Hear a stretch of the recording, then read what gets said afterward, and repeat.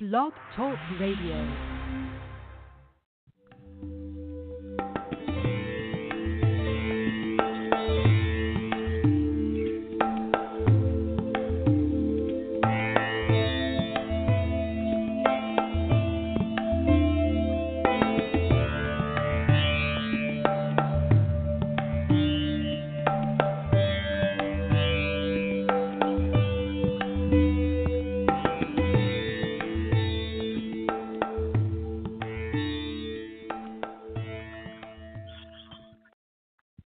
Hi, everyone. Welcome to The Wellness Coach on Blog Talk Radio. I'm your host, Edie Summers, and we're doing something really special today.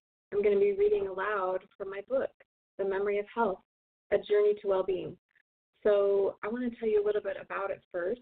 It took me 10 years to write. It's called The Memory of Health, and you can find it if you type in this address, portlandwellnesscoach.com/MOH.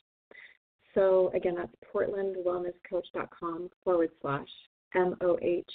So I'm going to be reading aloud to you today. So do you have CFS, or maybe you have chronic fatigue or a chronic condition? Have you experienced a great challenge? Or maybe you're seeking answers on how to bounce back from a great challenge or a chronic condition. Have you experienced trauma? Have you tried everything else to get well, but you're still searching for answers? What is your journey to well-being? Do you suffer from health issues or a chronic condition? Do you have chronic fatigue? Is stress affecting your well-being? Do you have a chronic condition and you're seeking answers? The Memory of Health is a memoir and a guide to living well. It is also a resource on lifestyle medicine. What makes you thrive even in the face of great odds? What makes you come alive? So at the age of 22, I developed chronic fatigue after having a surgery for a ski accident. And I did go into physical therapy, and it was very helpful. But I also had to seek alternative treatment in order to regain full use of my knee. And in the course of physical therapy and having gone through surgery, I developed chronic fatigue. So I went from being someone who had lots of energy up until the point of 22, I had lots of energy. And then something happened to my body, and we're still trying to figure out the answers to what causes chronic fatigue syndrome. Syndrome means we don't know the answers. But we've made a lot of strides, and actually there's some new research out. One of them is there's a hypothesis called the cell danger response. So that might lead to some clues about what's going on with chronic fatigue. So actually, let me read to you really quickly a little bit from my book specifically about the cell danger response. This is relatively new research. And actually, did you know they came out with brand new research in 2019? And they actually found biomarkers. Hang on, let me get to this page in my book. They actually found biomarkers for chronic fatigue. So hang on just a second. Let me find that in my book here. And then I'll read to you a little bit about the cell danger response, and then I'll start to read to you from my book. So did you know that a biomarker was just found for CFS by Stanford Medicine in 2019? So that's really good news. And then let me read to you about the cell danger response. That's one of the latest hypotheses out on what might cause chronic fatigue syndrome. And I think it's actually very plausible that they might be onto something. So the cell danger response, hang on just a moment, let me get to that page, I'm on the wrong page, hang on a second. The cell danger response, let's see, page 196. My book is long. It has a lot of research in it. I covered about 100 different theories of what might cause chronic fatigue because I wanted to help as many people as possible. So there's a lot of research in it. It's also a memoir. So I'm going to be starting from the beginning of my book today, and I'm going to be reading to you just starting from the beginning. So the first part is a memoir. It talks about my experience developing chronic fatigue and then being diagnosed with chronic fatigue syndrome. I went through it twice. But then I get into different sources or different reasons that might cause chronic fatigue and also causing chronic illness in general. So I cover environmental triggers. I talk about chronic fatigue and CFS in general, and also very specifically and different theories and hypotheses, like this hypothesis right here, which is the cell danger response. So the cell danger response is an emerging research and a hypothesis by Professor Robert Naviaux. I hope I'm saying his name correctly. He's an MD and PhD. And this hypothesis explores risk for CFS, but also MS, autism, lupus, fibromyalgia, and around 100 illnesses in general, including metabolic disorders like type 2 diabetes. It is triggered by environmental stressors, which result in a biological reaction to injury. This is a quote from Naviaux, 2018, as cited by Need, 2018. You can read more, actually, about this emerging research. I would actually recommend checking out chronicillnessstudies.com. This is where I found out this research. And I got this information from a doctor who developed CFS. So you can go to chronicillnessstudies.com. And again, my book is chock full of research and information just like this. Links, information helping you hopefully uncover what's causing your chronic fatigue, maybe chronic illness, and a lot of tips and resources on how hopefully you can improve your well-being. So prolonged cell danger responses can lead to symptoms, according to the hypothesis. So the question is, do the immune or nervous systems get stuck sort of in an over-response? So it's an emerging hypothesis, but it actually, I think it holds a lot of water in terms of what might be the root cause of chronic fatigue syndrome, but we don't really know the answer yet. So it's a long subject, but again, I'm reading aloud to you today from The Memory of Health. Again, this is my book that took me 10 years to write. As it's still listed, the subtitle is My Journey to Mindful Living and Conscious Consumerism, because those are actually two of the main things that helped me, learning how to be more mindful and paying attention to my body more. And then also, in the process of seeking answers, I actually became a conscious consumer. A lot of people become conscious consumers in the process of seeking answers because they've tried every other avenue, and modern medicine and everything, and they're not finding the answers that they need. For a lot of people with chronic conditions, lifestyle medicine is what works really well. So you have to start becoming really proactive in order to seek answers. So that is the current subtitle of my book. It will be changing to A Journey to Wellbeing. However, being a conscious consumer and living mindfully are still really, really critical, and I found them to be really effective and helpful for me. And I just had a conversation with Dr. Judy on YouTube, and if you just go to look me up, Edie Summers, on Facebook, and I have a link there for my interview with her, Dr. Judy. She's a chiropractor, and she was talking about being a conscious consumer in terms of changing the face of healthcare. And I think this is really, really important too. So not only do people become conscious consumers because they're seeking answers for their health issues and they're not finding answers anywhere else, but also she believes, and I think she's right, that this is what's going to change healthcare and make it a much more interactive system where practitioners are working together to help you, the patient, the proactive patient, recover and hopefully sooner in the process so that you don't have to suffer. So something to really consider is your role, not only in your health and well-being, but in making those changes. So again, these are really long topics, and my goal here is to help you hopefully recover your well-being or improve your energy and improve your well-being as much as possible. So again, my name is Edie Summers, and I'm the host here of The Wellness Coach. I've interviewed so many people and experts and celebrities and leaders in their fields on lifestyle medicine and healthy lifestyle, well-being, and I am an author as well. I'm also a yoga instructor. I teach yoga and other types of fitness here in Portland, Oregon, and I wrote a book on my experience with health issues, with developing chronic fatigue in my early 20s. I'm now 49, so for me, I have figured out what works for me, but the thing is I have to stay on top of it. It's an ongoing practice. I have to practice self-care and living mindfully on a daily basis, but it makes a huge, huge difference. And I share in my book all the tips that have worked for me, but also a lot of tips and research that might work for you, because everyone's journey is different.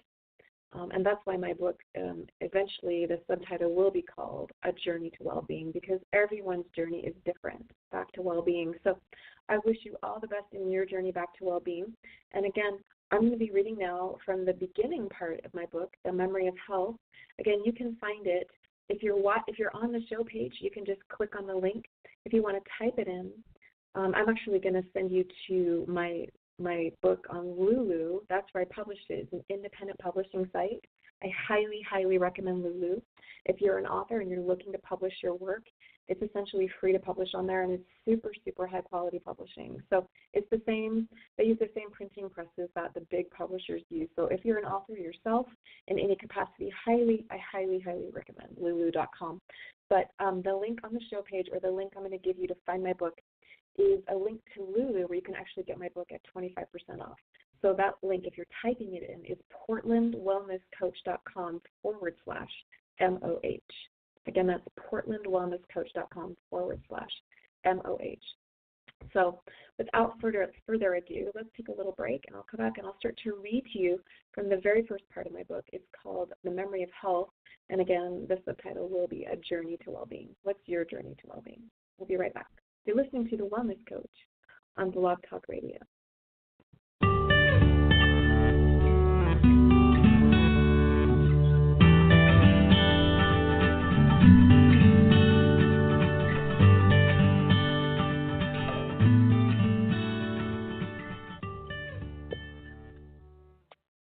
Hi, everyone. Welcome back.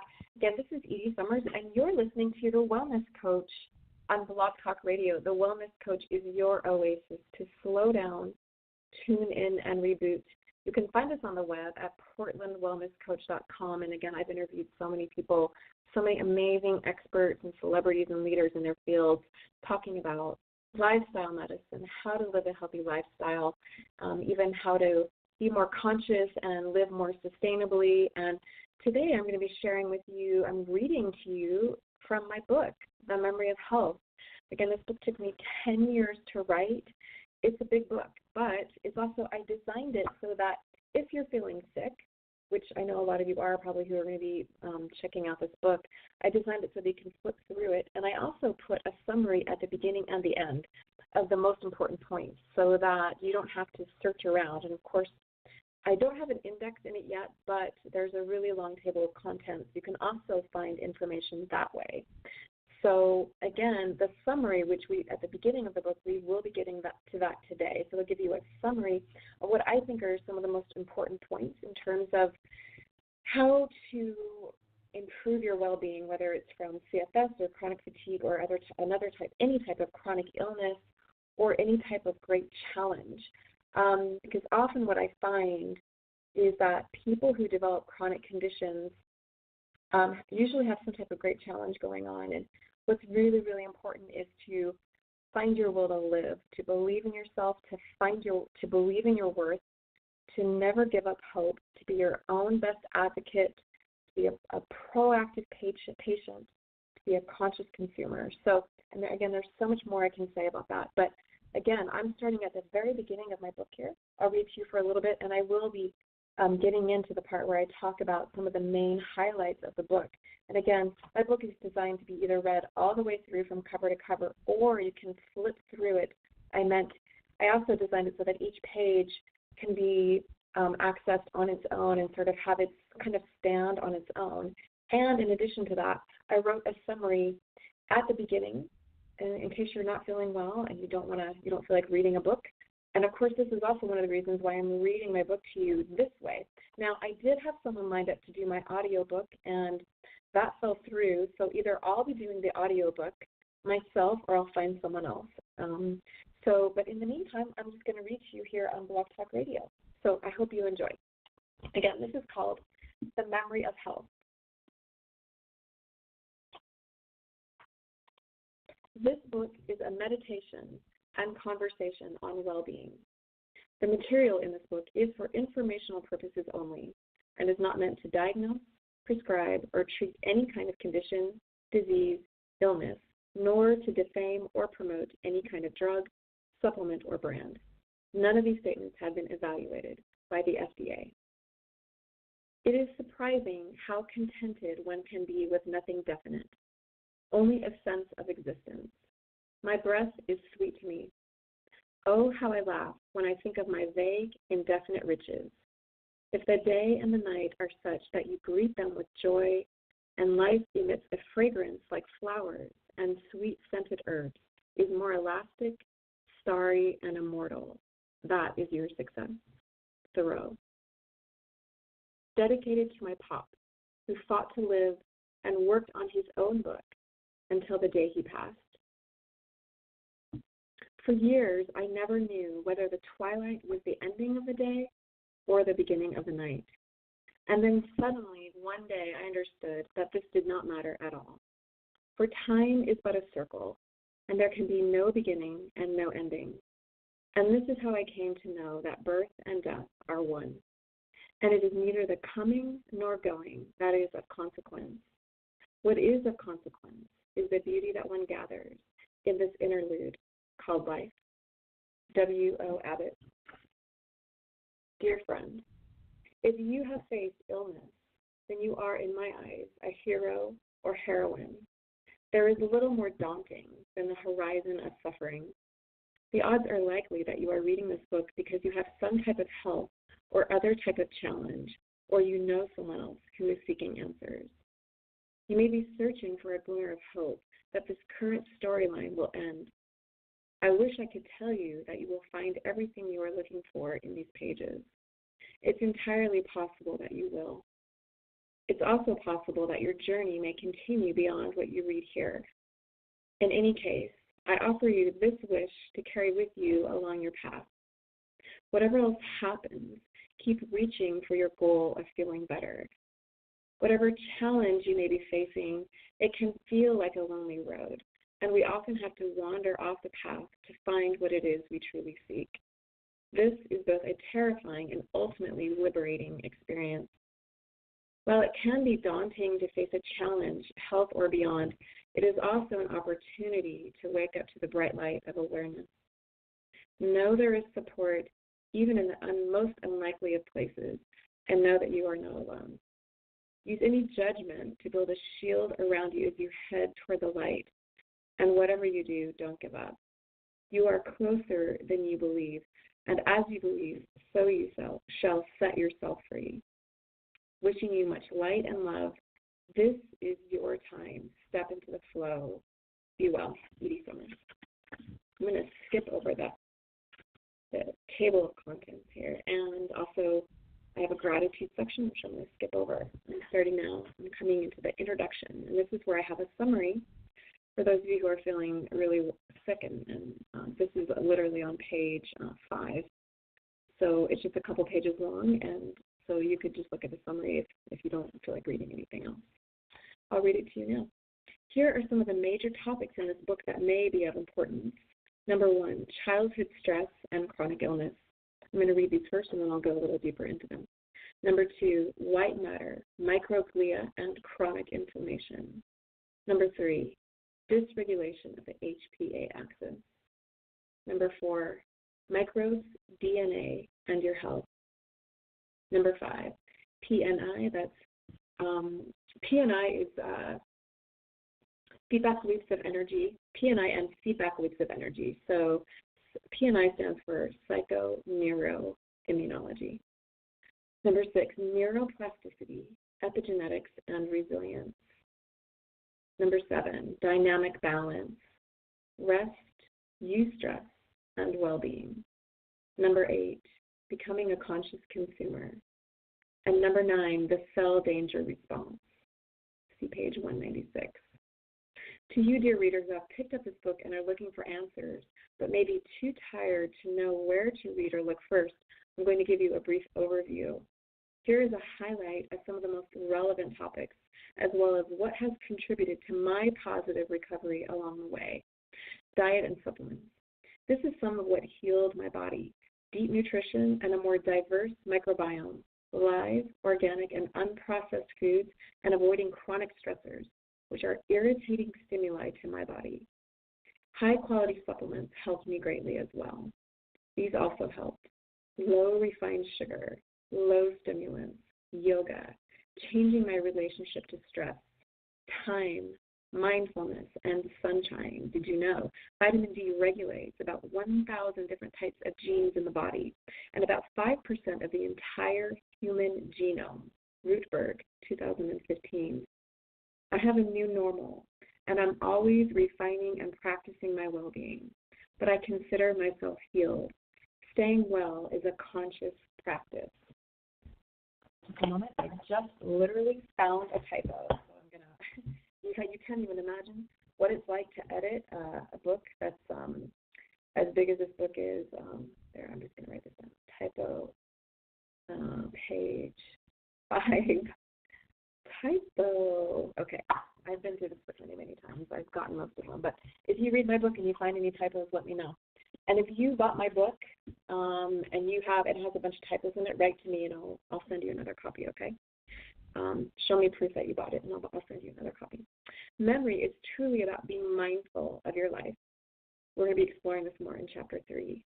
Becoming a conscious consumer. In the process of seeking answers to my health challenges, I became a conscious consumer. So I have in a little asterisk here, see highlights at the end of the book for information on how you can become a conscious consumer. And just a little side note here, again, becoming a conscious consumer was actually huge for me. It's actually how I got into the natural foods industry. I tried to get into it. I finally was able to get a job after 6 months of trying a natural food store because I was looking for answers for my health issues. And it was a game changer. I started working in the supplements department, and I started learning a lot more about health. And I will be talking, this will come up in the first chapter here. I'll tell you the story. But again, like I mentioned, a lot of people become conscious consumers because they've run out of answers. They've looked everywhere else. So, and again, it may be really useful in changing healthcare and how healthcare works. And it's really up to us as the consumers. It's up to us in terms of what we buy, what we support. Everything is up to us ultimately. Yoga, it helped me restore my vagal tone, which is what heals and mediates your parasympathetic nervous system. This cultivates the relaxation response. Benson, 1975, where healing occurs. Most people who are exhausted are in a chronic state of fight or flight. Also, figure out what your stressors are and reduce, remove, or interpret them. Now, in the cell danger response that just came out, and actually along the lines of fight or flight, there's actually a third state that some people may get stuck in, especially with CFS, and that's the freeze response. So that's something to consider where your body just kind of shuts down. So, and fight or flight might be more implicated in fibromyalgia. But again, everyone's different. Everyone has a different body. So just these are things to keep in mind. And again, I encourage you to look for clues that relate to your specific circumstances. Yoga also encourages brain plasticity, I believe. Brain neuroplasticity is turning out to be a huge component of healing in general for many conditions. Stress can affect your brain, but you can literally create neural pathways that make you stronger. This is a huge breakthrough in understanding in the realms of healing, well-being, and medicine. Personal connections, love, family, friends, community. Stay connected any way you can. Nurture the threads of connection in your life. Have faith that you are interconnected with all living beings. Energy connections. Your body works on exquisite feedback loops of energy. Your job is to bring awareness to this system. This is one way to cultivate well-being. Reinterpreting stressors are key too. I just want to emphasize that bringing awareness to how your body communicates with you through feedback loops and signals and symptoms that's a huge way of how I healed. I had to slow down because I was sick, and I started noticing how my body was talking to me through symptoms and signals. So that made a huge difference for me. Body systems connections. The field of psychoneuroimmunology, PNI, shows us that the psyche, brain, immune system, and possibly more systems are connected. What we do and think affects our whole body and reverberates throughout our entire being, like touching a web. Everything in our bodies and the universe is interconnected. Stress connections. Research has proven that early exposure to stress or trauma can affect the stress response in vulnerable individuals. It also points to CFS as possibly being an autoimmune condition or an activated immune system, as well as being influenced by genetic polymorphisms. We explore this more in Chapter 3 for in-text citation. Microbe connections. In addition, the role microbes play in our health and even the onset or remission of chronic illness may be a major factor. Microbes are even part of our DNA. Did you know that? Isn't that incredible? Also, I think it's about 10% of our DNA is microbes are about 10%. Isn't that just crazy? Also, the majority of our immune system is in our gut, and science has renamed the immune system the microbial interaction system. So, and also, I do talk about in highlights, which is at the end of my book, I talk about the microbiome as maybe a cause of SCID or what's known as CFS. Brain connection. A Stanford research team recently published data indicating bilateral white matter atrophy as present in CFS study patients. So also of potential major relevance is research by neurologists David Pleasure and Charles DeCarli regarding white matter inflammation. White matter is what enables your brain to function. UC Davis, 2014. When white matter in the brain is inflamed, it can lead to a host of other issues in the rest of the body due to the blood-brain barrier being compromised. According to Pleasure, the blood-brain barrier becomes partially ineffective, and peripheral immune cells and antibodies can enter the central nervous system. UC Davis, 2014. This may lead to chronic activation of the brain's immune system and neuroinflammatory disorders. Scientists have discovered lymphatic vessels in the brain, meaning part of your immune system is literally in your brain. Wernick, 2015. According to Jonathan Kipnis, lead author of the original research published in Nature, in neuroinflammatory disorders, the communication between your brain and immune system is mediated by these blood vessels. Plateau, 2015. Primary focus. Here is what worked for me. I fortify my body with real and deep nutrition and use a small amount of stimulation when needed, like acai. I actually prefer standardized acai. It's a little more mellow, and it works a little bit better on brain fog. I also use superfoods, Korean ginseng, occasionally a very small amount of milk chocolate or white chocolate, or CBD. But I'm very careful about. I emphasize low stimulation. But did you know that low stimulation coupled with deep nutrition is actually potentially a really good formula for improving energy levels?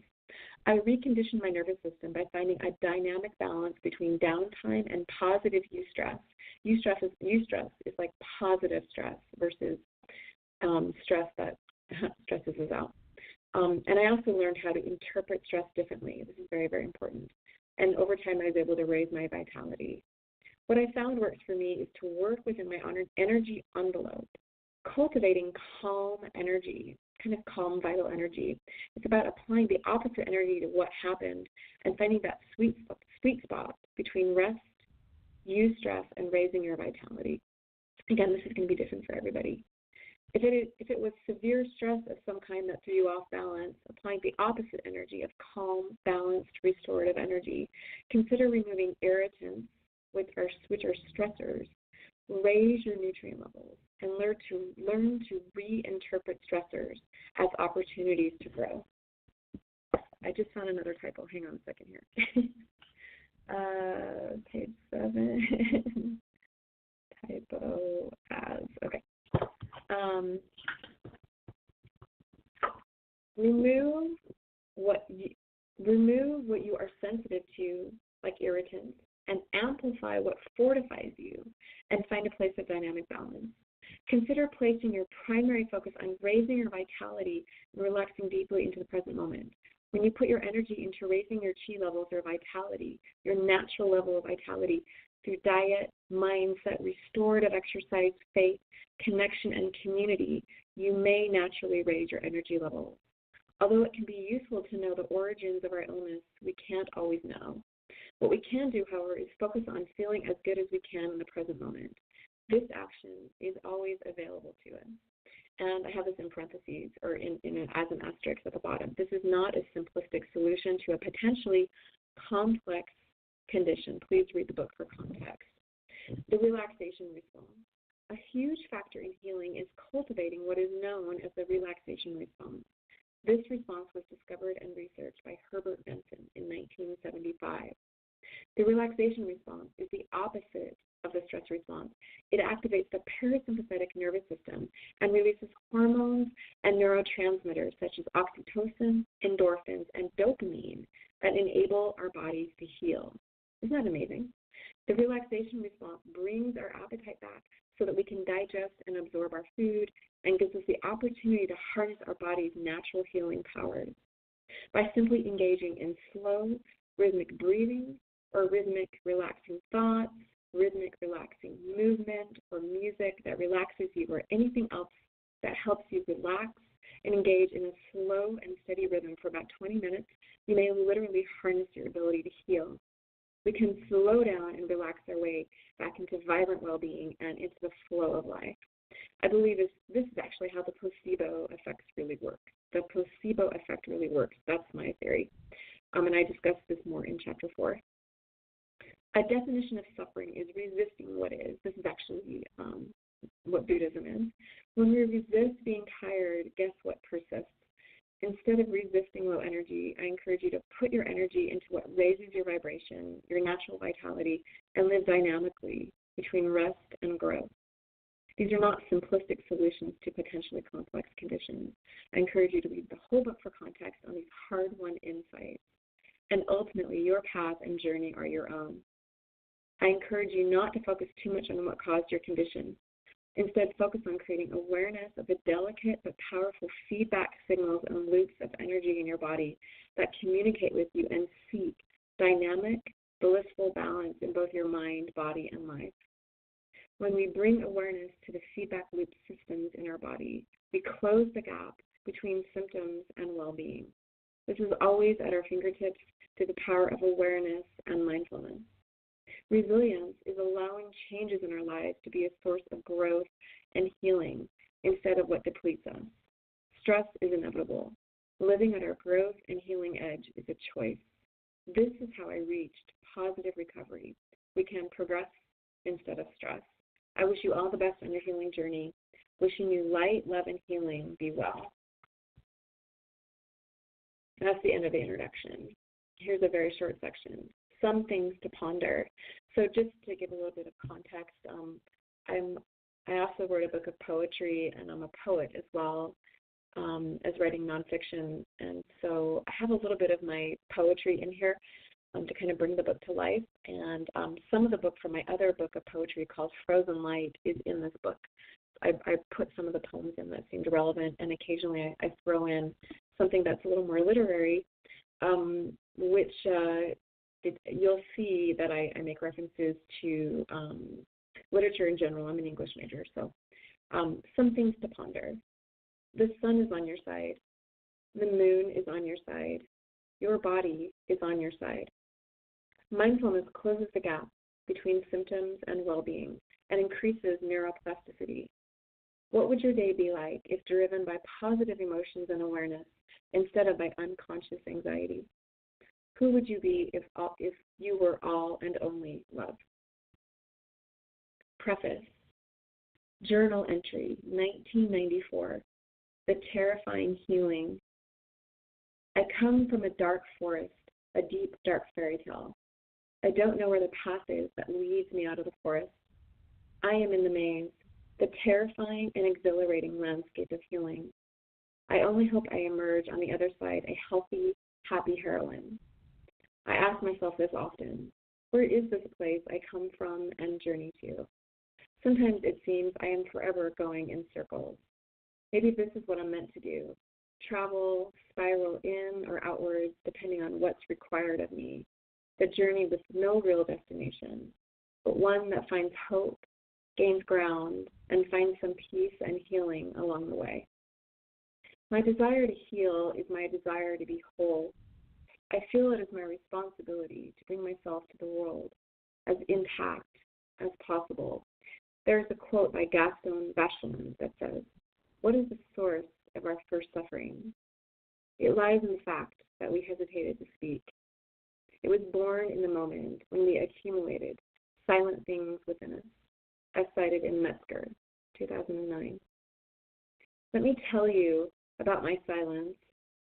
It is difficult because what is silent within me is what defines me, or what has defined me. Hang on, I found a typo.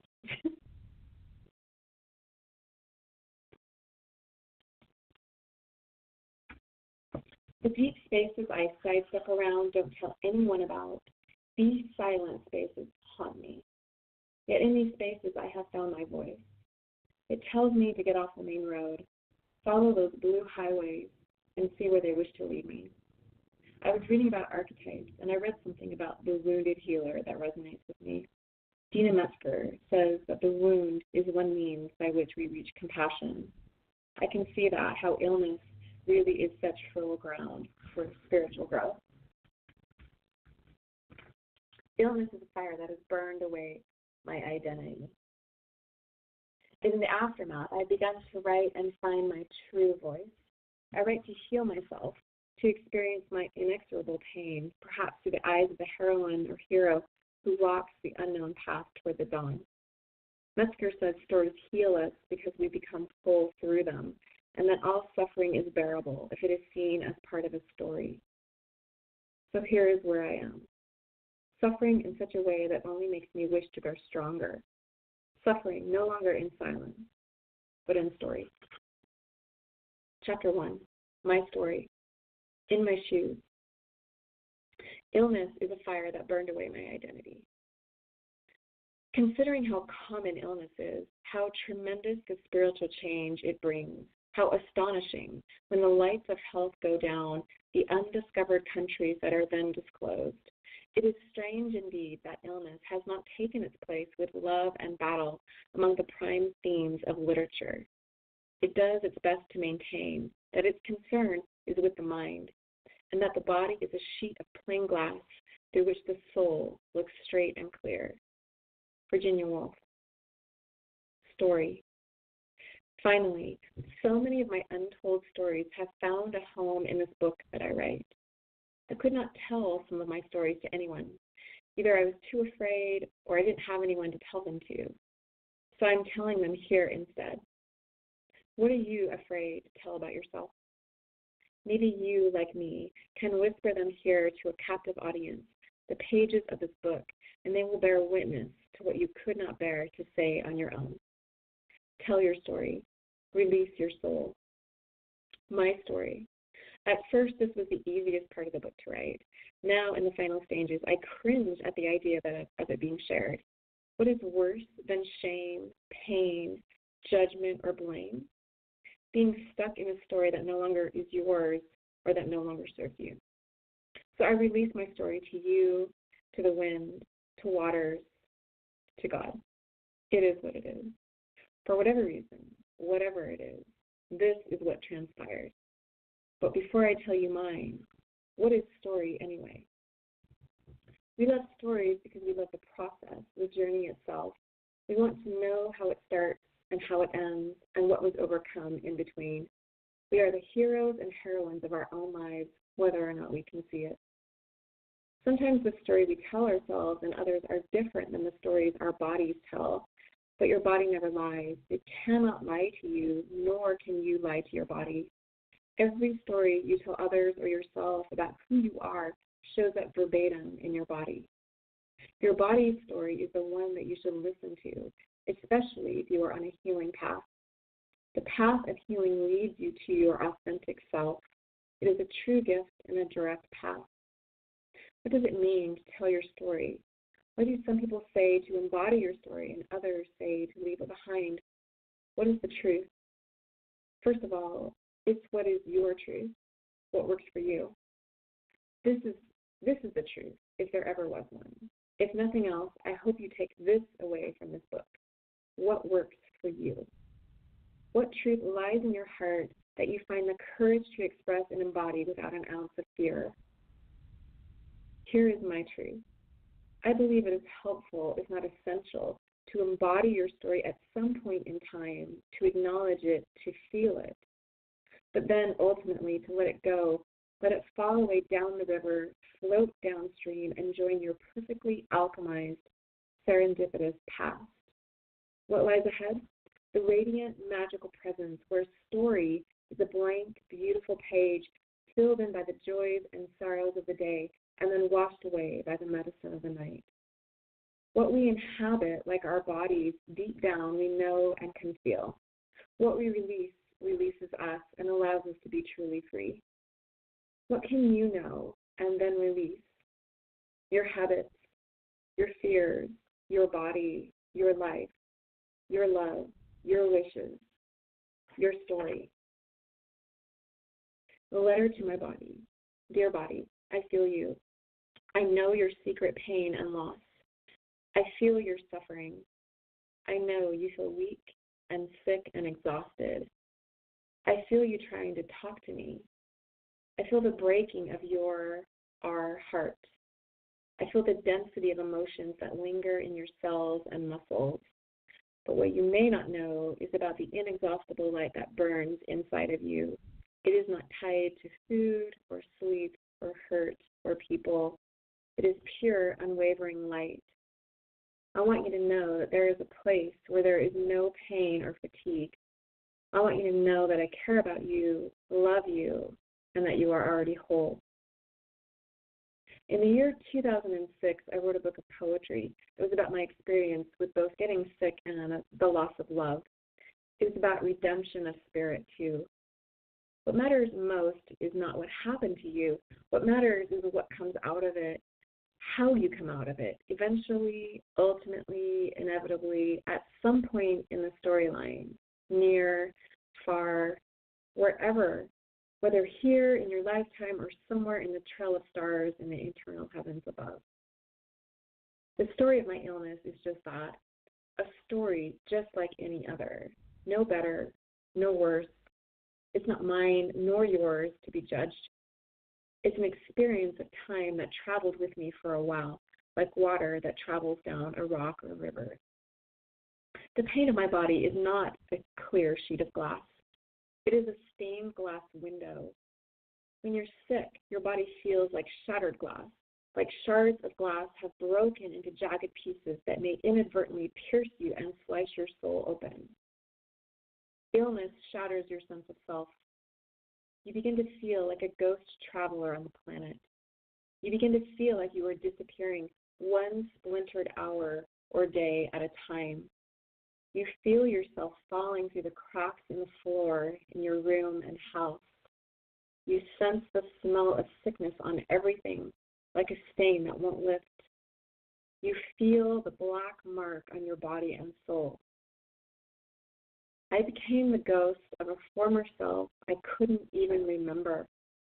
I became the Lady of Shalott, floating on the river, searching for love or herself before she finally drowned. With the mark of abuse, trauma, and an illness I couldn't shake, I became lost in deep sorrow itself. I became my illness. This was the identity I could identify. I could not shake the words and feelings and experience of sexual abuse and domestic violence that haunted my head, heart, and body. I felt tortured by harsh words and brutal actions that were 1,000 years old. I tried to set myself free, but my heart, head, and body felt like prisoners to other people's careless words and actions. And then it slowly occurred to me that these people were long gone and weren't thinking about me at all. I was only perpetuating the pain. And this continuation of pain became unacceptable to me. It's not to say that CFS or chronic illness isn't real. It is. But the story I live in is up to me. What do I wish my story to be? I am not the Lady of Shalott. I'm not someone who's sick. I am a modern-day heroine or hero. I'm sensitive, kind, wise, whole, aware, and awake to the possibilities of my life. I'm pure white light, and I'm good enough just as I am right now, right here in this clear moment of being. Here's a poem from my other book that I put in here, The Lady of Shalott. I've peered into your fiction world 1,000 times. It becomes on occasion demystified when I try not too hard to catch your gaze, that look of somewhat searching yet somehow knowing already why you're sitting there among the shadow green of leaves that both conceal and sometimes, when you least expect, reveal the ripe, unattached lily paths that just float there in your private pond. I've seen this on occasion when I'm only half looking at your curious stare and avoiding what could be mistaken for eye contact. And I must admit, I too felt at times as though I belonged there, alongside you in your wooden boat, before my courage too was sunk in unclear, jaded water. I've had a sense of timing. From Frozen Light, a collection of poems by Edie Summers. Hang on, I found a typo.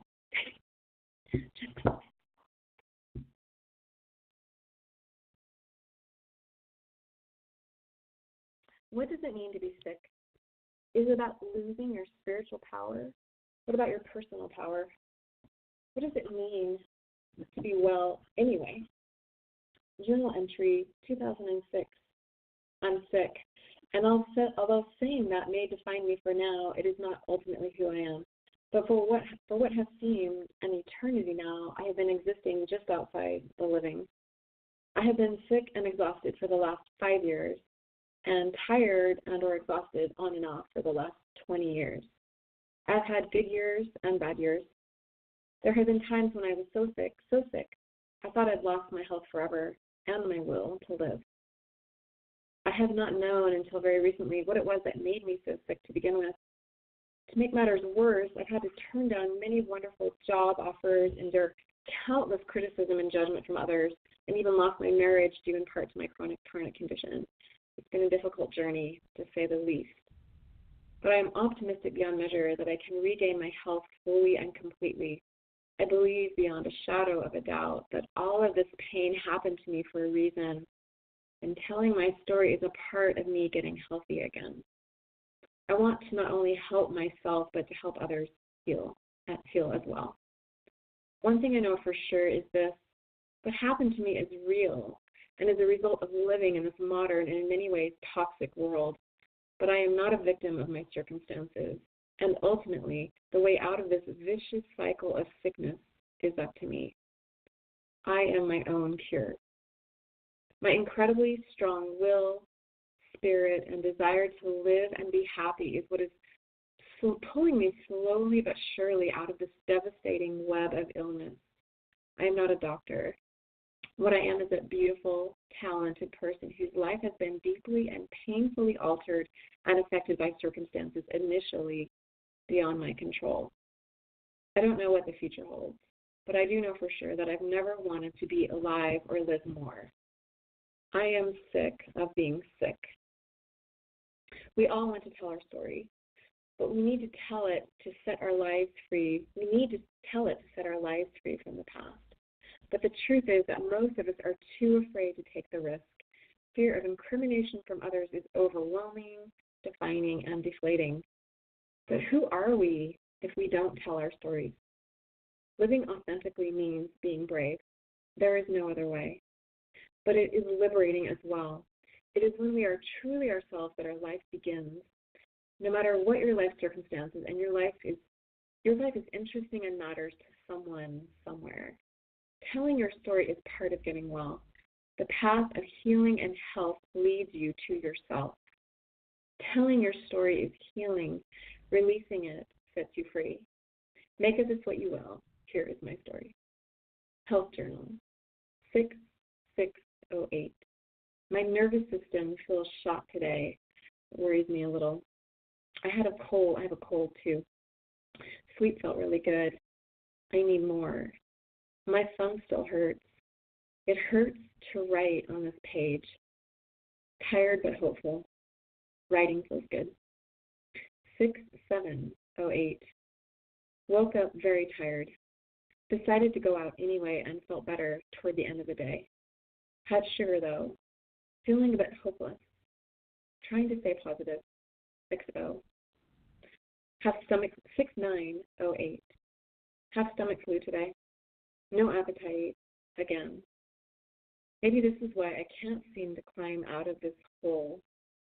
Not sure about going to Utah, although I really want to go. 6908. Utah was amazing. It broke my spell. I felt myself heal there. Something kicked in. The sun, exercise, my friend's wedding, all three. Had a great time at Ruth's Diner, too. I feel different, much, much better. I feel invincible, almost like myself again. 62008. Sick today. Too much sugar. I will be well again soon, I know. I'm craving nothing but super healthy foods only. I'm craving nothing or super healthy foods only. Life still feels good. I have been writing too. I feel on track and positive. XO. 62208. Feeling lonely today, as I often feel. Almost unbearable, but holding my own. Feel almost good. Trying to write. Had an amazing dream about sharing a house with my two friends. Very powerful. Wishing myself health and happiness. XO. 11/10/2008. I don't know how to make my body work. Looking back on it, I was drowning in my own fear. I had no anchor for joy and no rudder for how to cope with stress in a positive way. The first time. Morning. Light. Hopeful. I check in with my body. Maybe today is the day I will feel good again and get my life back. Rivers of pain run down my back and my legs. My body feels heavy, like thick snow in the dead of winter. Morning. Light streams through the curtains. How did I wake up drowning in quicksand? I am so tired I can barely force my lungs to breathe. How will I make it through the day, let alone the morning? God or someone help me. And so the day begins. A fateful turn. It was March at Snowbird, spring, but an overcast day, and the slopes were icy. I was there with my family for our annual timeshare ski vacation. I was young, nervous, I eat jacked up on coffee, and ready to ski with my dad. And I realize now that I'm an HSP, which is a highly sensitive person, and that was probably why I was overstimulated by caffeine. We talk about this more on page 204. I was using my mom's boots for skis or something, or in either case, I wasn't using my own. And I neglected to check the bindings. My family warned me to check them, but I felt invincible and young. Nothing would happen. I was more or less sure of it. I brushed it off. Let's go. My dad and I hit the slopes, headed for one of his favorite runs, Regulator Johnson. It was a gray and cloudy day, and I was skiing in my typical fashion, somewhat paying attention and somewhat checked out. We had just started, and I was still warming up. As I started to turn, my ski caught on the edge of the icy snow and did not turn with me. Worst of all, the bindings did not release. I felt my knee twist and break as I fell. Do I remember the pain? Not sure. But I remember the break and the subsequent fall. Did I wish I had listened to my family or my intuition that was sputtering along at the time? You bet. Do I regret what happened as a result? For years, I would say absolutely. One careless decision and one fateful turn impacted the next 20-plus years of my life. Do I regret that day? No, because it led me to become who I am. Fighting for my health. I've had to fight for my health for about half of my life. Illness has been like walking through a maze blindfolded. Occasionally the blindfold would come off and I could see where I should go next, but then it would put back on again, or I put it back on. And how do you walk through a maze blindfolded? You have to trust your gut. The first time I experienced extreme ongoing fatigue, I was 22. Up until that point, I had never had any major health issues and had a lot of energy. However, I can remember even from a young age being bothered by certain chemical smells and not feeling right. When my family fumigated our house for ants, I felt pretty sick. The first time I smelled formaldehyde on a frog in junior high, I almost passed out. I did have some chronic stomach aches when I was young, which I now realize was probably a combination of general anxiety. I was very shy and too much sugar in my diet. But I was a happy-go-lucky girl until puberty hit. Then I started having trouble with depression. I now realize that my depression was due to my body's inability to process estrogen and general poor nutrition. But in general, I was blissfully in great health, active with dance classes, horseback riding, skiing, running, gymnastics, hiking, and going to the gym. I even started working when I was 10 or so, delivering newspapers on foot before school started. In high school, I was in a very time-consuming and demanding dance company and worked after school every day as well. I got great grades, went for jogs, and took walks late at night with my sister.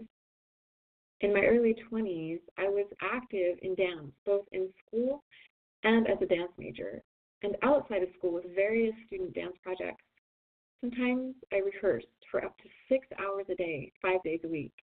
I also worked as a busser, housekeeper, and hostess while going to college full-time. I had a 3.7 GPA in my major. I wasn't necessarily a type A personality, but I was a passionate person in general. I juggled it all and didn't bat an eyelash. In short, I had energy to burn. When I was 22, I had my ski accident. I tore my ACL and severely damaged a number of ligaments in my right knee.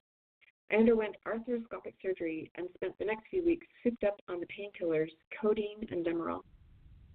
Since I had been told to wait 3 weeks before starting rehab, there was extensive scar tissue in my knee, and I could not bend it. It was straight as a stick, frozen like cement, and incredibly painful. I was told to take 6 ibuprofen tablets a day in order to reduce the swelling in my leg.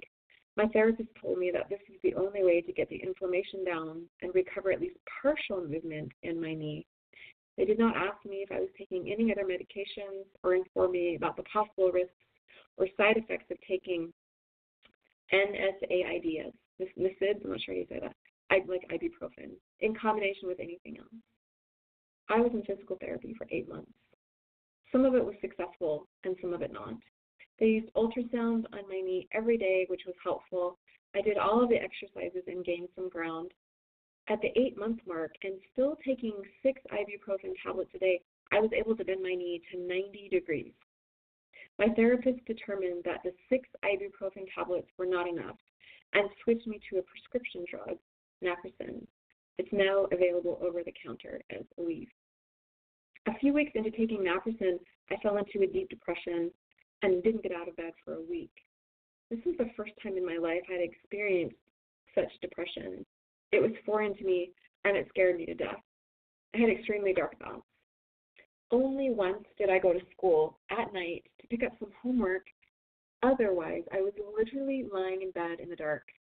It felt like I was falling continuously down a dark, black hole. My knee remained frozen at 90 degrees. In fact, I think I lost some flexibility. The scar tissue wouldn't budge. They told me this was probably as far as I was going to get. I was devastated. I was a dance major at the university and had been dancing since I was 5. I was informed I'd probably never dance again. There was a retired policeman in therapy with me. He had been in therapy for 9 years after crushing his knee in a high-speed car chase on the job. He was still trying to get his knee to 90 degrees like mine so he could ride his motorcycle again. I looked at him and wondered if this was my fate too. In addition, ever since surgery, I'd been extremely tired and slept for 10 to 12 hours a day. Even with that much sleep, I felt tired often. I didn't feel right, like I used to before surgery. I just assumed I was still healing from surgery and the trauma of it all. Regardless of the reason, I didn't feel like myself, and I was even more exhausted than before. Nor did I look like myself. I was 20 pounds overweight, and my skin was yellow. After the week in bed, I took myself off naproxen and made an appointment with a naturopathic doctor. I'd read about this type of doctor, and I was desperate. Something had to work. This couldn't be my fate, I decided. This was my first step into the world of alternative medicine, and it changed my life forever. A new world. Walking into the naturopath's office was like walking into a foreign country, but it was also like a breath of fresh air. It even smelled different due to the herbs and vitamins. I felt a sense of hope. I was nervous after my last experiences with the medical community. Although overall my physical therapists were great and I'm grateful for the help they gave me, I felt slightly abused by the system. I can see now that this is a victim mentality. However, I did have the impression that their way was the only way. The doctor who had performed my knee surgery was skilled and capable, but there was this coldness to his demeanor and his treatment of me. These feelings lingered in me, although I was very young at the time and wasn't really able to articulate them until years later. The naturopath talked to me for an hour and a half. He quizzed me on my symptoms and health history. He reassured me that we would indeed be able to work through the remaining scar tissue, no problem. He explained how the herbs and supplements he recommended would help reduce and eliminate the rest of my scar tissue. He shook his head when I mentioned how much ibuprofen I had been taking and said it was probably making the inflammation worse. He gave me a bottle of arnica gel that he had prepared himself to rub directly on my knee daily. He told me to take devil's claw and herbs and papain and enzyme between meals to reduce scar tissue and swelling in my knee. At a nearby health food store, I bought devil's claw and papaya enzyme. Being in the health food store was another relatively foreign experience to me. In fact, it may have been one of my first few times in a health food store. I felt at home. The staff was helpful, and I found what I needed. I began to use the naturopath's recommendations and noticed significant results in about a week. I was able to work through the rest of my scar tissue pretty quickly, and the therapist and I were surprised and happy. Besides building up muscle again, this was the end of my knee chapter. I thought it was just a bump in the road, but my fatigue and poor health continued. I was 20 pounds overweight, breaking out for the first time in my life, tired, had lost half of my hair, and just felt off. I was confused by the way my body was behaving, but tried not to think about it and hoped for the best. I was 23. In terms of my body, not much had changed in the next few years. I was able to dance again, thank God, but all the other problems remained.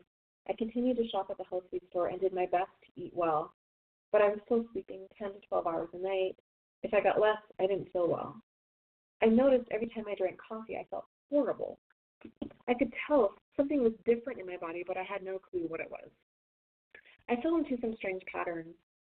I was having trouble sleeping, so I would end up falling asleep very late at night or early in the morning.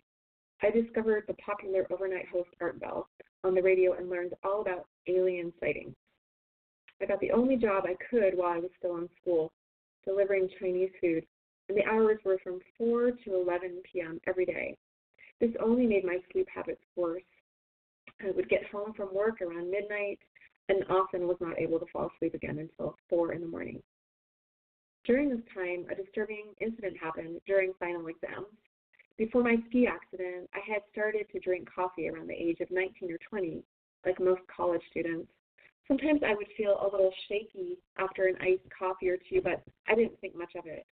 So, although I had noticed a change in my tolerance for coffee after the accident, when things were super busy, I still turned to caffeine. During final exams at the university, I pulled an all-nighter, finishing up a few papers.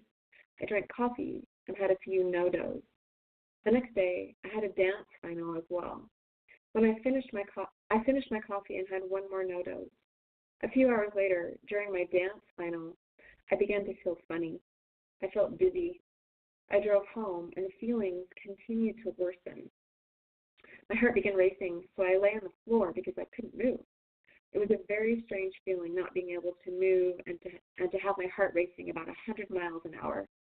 I started getting scared, and I was home alone. I got to the phone and called poison control. I asked if it was possible to overdose on no-dose. They said it absolutely was, and that I should go to the emergency room immediately. With no one home to drive me, and with my heart racing, I somehow made it there. The emergency room doctor examined me and said it was too late to pump my stomach. They made me drink a quart or more of charcoal. It tasted awful. Later, the doctor came back and told me that I had almost gone into cardiac arrest. He asked me if I had done this on purpose. In other words, he thought I had been trying to kill myself. I told him no, that I had final exams, nothing more. He didn't seem to believe me and kept pressing me to confess. I think now the reason he wouldn't let up is because I had come very close to accidentally killing myself. The charcoal passed through my system 6 hours later, and I was in agonizing pain the rest of the afternoon and evening. There are a few things relevant to this from this part of my story. As it would turn out, I could not properly methylate the NSAIDs, the NSAIDs, however you say that, and caffeine that I had been ingesting for 8 months or more. I discuss this in great detail in Chapter 3. In addition, my liver and nervous system had been, so NSAIDs, on a side note, mean non-steroidal anti-inflammatory drugs. That's what they mean. I just don't know how to say the acronym. In addition, my liver and nervous system had been affected greatly by the stress and drugs of the surgery and rehab. Something in me had shifted, and not in the best way. Another relevant part of the no-dose story is that if it's possible to overdose from something as innocuous as no-dose, which only contains caffeine as an active ingredient, as far as I know, then it is no wonder people are accidentally overdosing and are experiencing significant damage from drugs, both prescription and non-prescription. And also, it has been shown that in the last few years, people are 50% more likely to overdose from prescription drug use than from street drugs. The human body is extremely intelligent and adaptable, but we still have to work within its natural framework. Go outside of this framework and consumer beware. A drug is a drug is a drug. Also, this experience was a foreshadowing and warning of the fact that I may have developed a sensitized nervous system early on. And we explore this further in Chapter 3 on the section called Early Stress and Chronic Illness. But at the time, I simply resolved not to take caffeine again in any form. It took me about a month to break my addiction. I was extra tired and lethargic at first. I also felt my body relax, and I slept much deeper. By cutting out caffeine, I felt my fatigue levels improve as well. However, even though my fatigue levels were somewhat better, I noticed how I had a new sensitivity not only to caffeine, but to perfumes, chemical smells, carpeting, etc. I became aware of scents I had never noticed before. I had to avoid some people's houses because the chemical smell from furniture and carpeting were too strong for me, and the smells made me not feel very well. I was also still breaking out badly and sleeping more than normal. I honestly didn't think much about any of these symptoms except for the excessive sleep. I was young. These are the years from the ages of 23 to 25 and busy. I just hoped somehow that I would feel completely like myself again. At the age of 25, I was hired by New Frontiers, a small, independent chain health food store in Salt Lake City, Utah.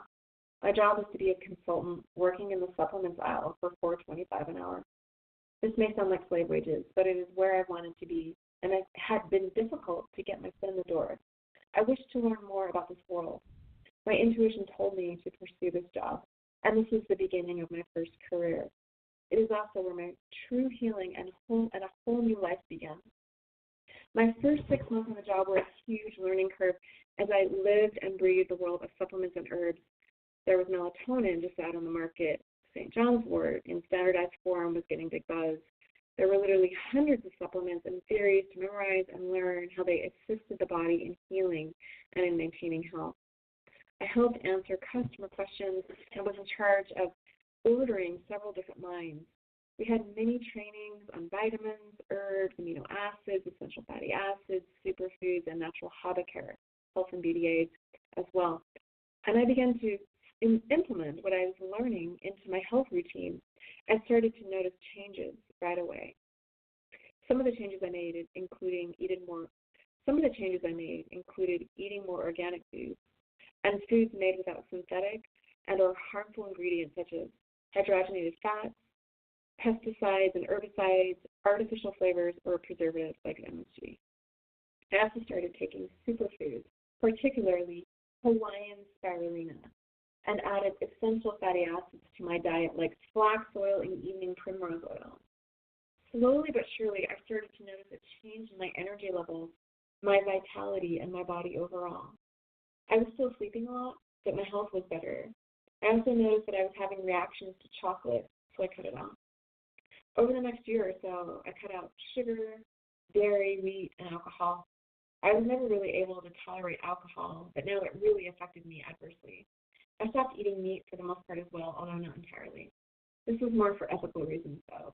But in general, my body was still extra sensitive. So anytime I noticed even a slight reaction to something I ingested, I cut it out. My vitality continued to increase. However, I couldn't seem to make any significant improvements in my sleep patterns.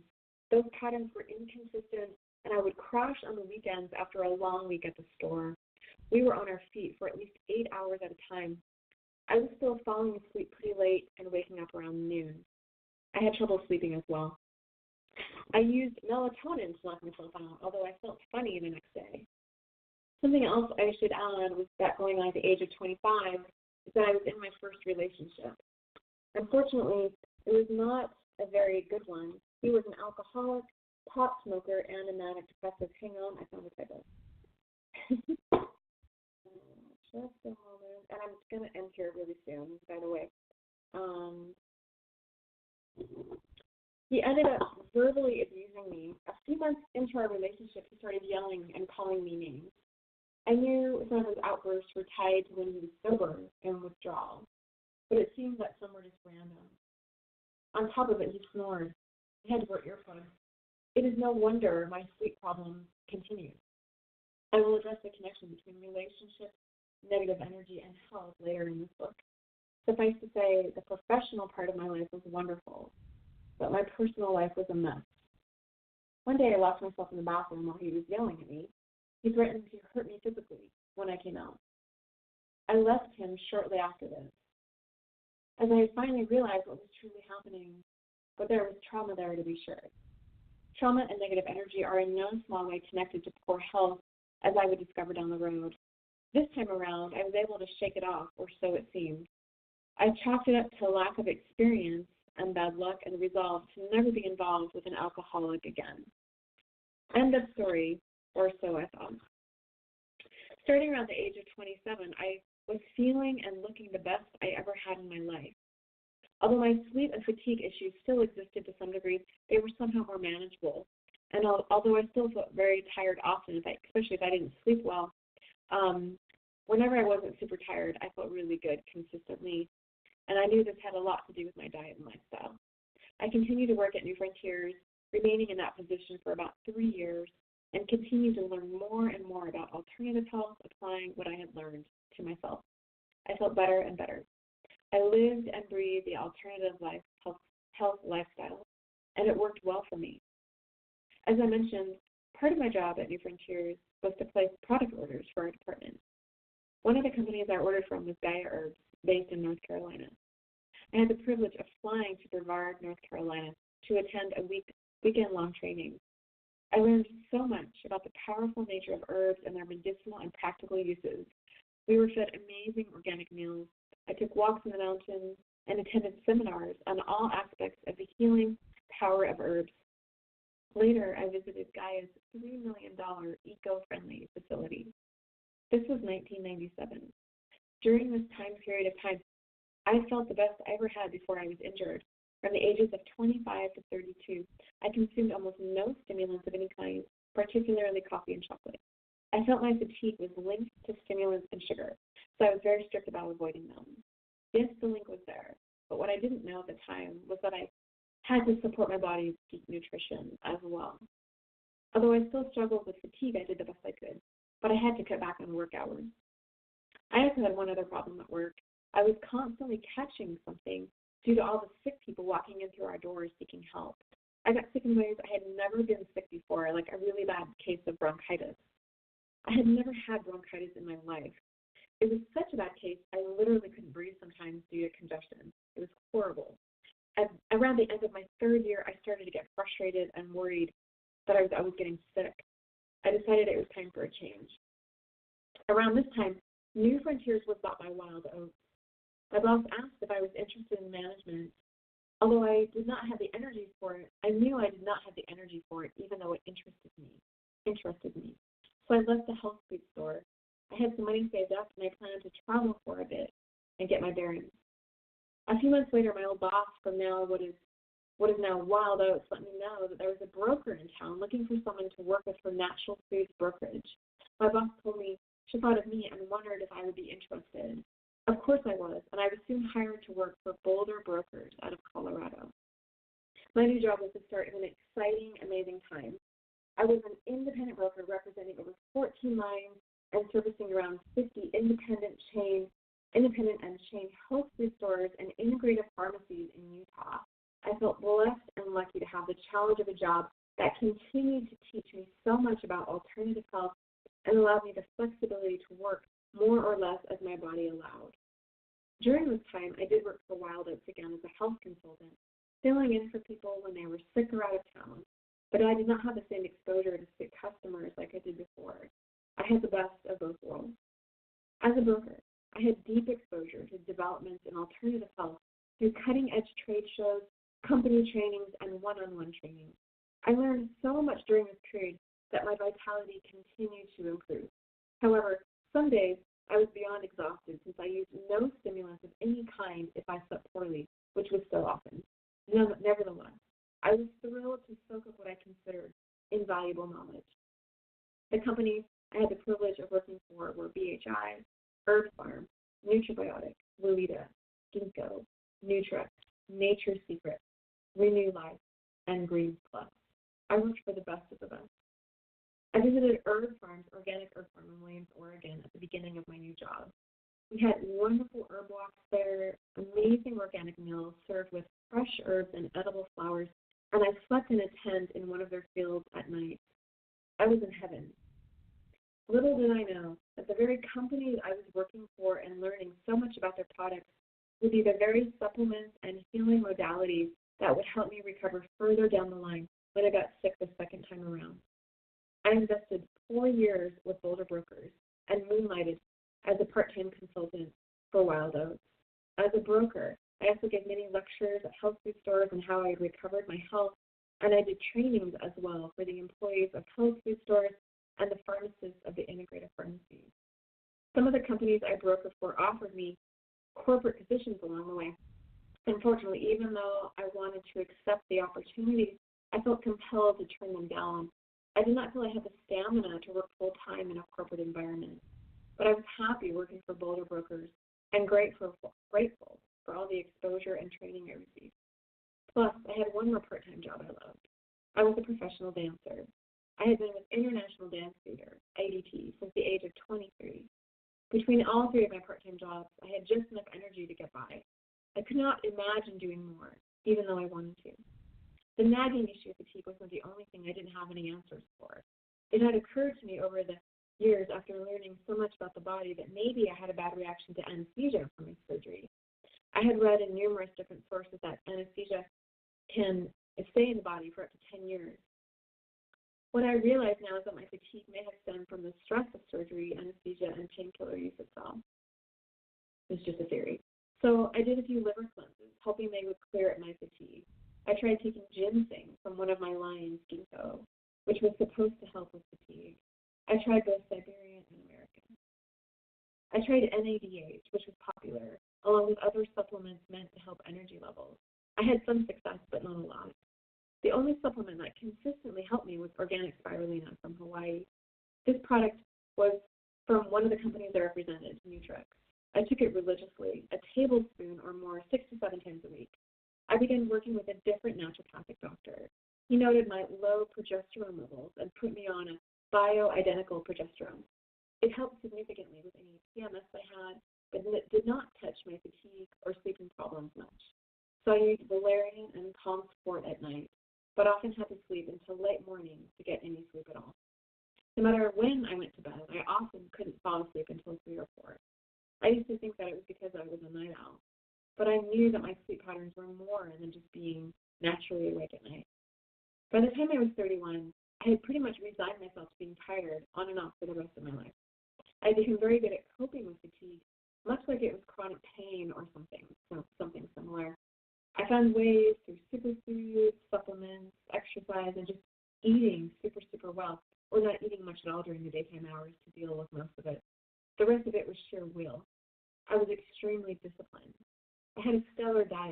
so I thought. In any case, I felt mostly great and was at the top of my game. Life was good. I felt happy and hopeful. So here's the part, I'm going to stop here, but here's the part where I talk about the second time. So and I'll read just a little bit part of it, and then I'm going to stop for today. The second time, right before I turned 32, I returned from Peru, where I had been studying shamanism.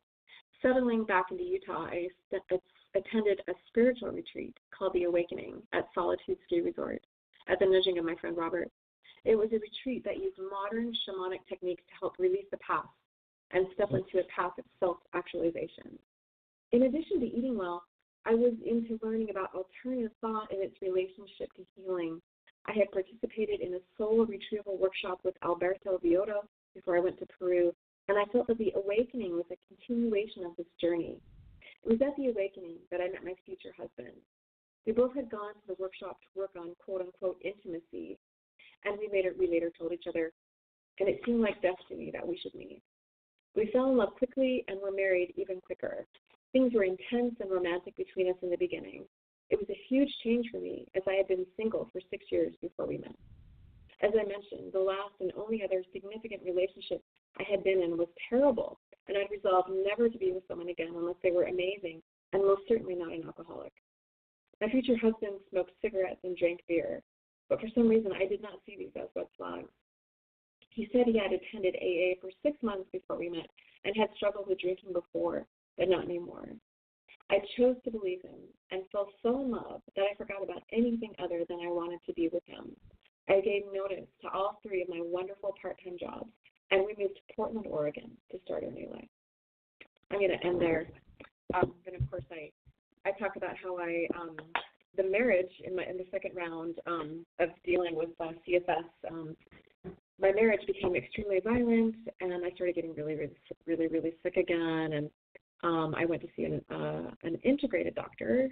He was an MD, and Chinese medicine doctor, and he diagnosed me with CFS. And in the second time, in my memoir, in the very first chapter of my book, I talk about what happened in the second time, which was even more intense. And I was really sick, actually, for about 5 years. So the story continues, and then if I do read more from my book, then chapter 2 actually, chapter 1 is designed to be a memoir, but then chapters 2, 3, 4, and 5 are more on environmental toxins, theories of CFS. Chapter 4 covers stress and self-care, nutrition, and chapter 5 talks about mindset. So I want to thank you so much for listening. If you would like to check out the book, you can type in the address portlandwellnesscoach.com/MOH, and you can find my book there. It's on Lulu. It is on Amazon as well, but I updated the book, and still it has. I took out more typos, so you won't find it on Amazon. I don't think you can order on there for a while, but it's actually, you can get it for cheaper on Lulu. Again, it's the memory of, you want to type in portlandwellnesscoach.com/MOH. You can get it for 25% off at Lulu. And thank you so much for listening. Leave comments below if you have any comments or questions, and thanks for listening, everyone. This was the first episode of Reading Aloud from the Memory of Health. This is my book that took me 10 years to write. It's a labor of love. I appreciate you listening. If you have any questions or comments, you can leave a comment or question below in the episode here. There's a place to comment below. Let me know what you think, and I'll probably do this again, at least one more episode. Thanks so much for listening, and take care, everyone, and have a great day. Bye-bye.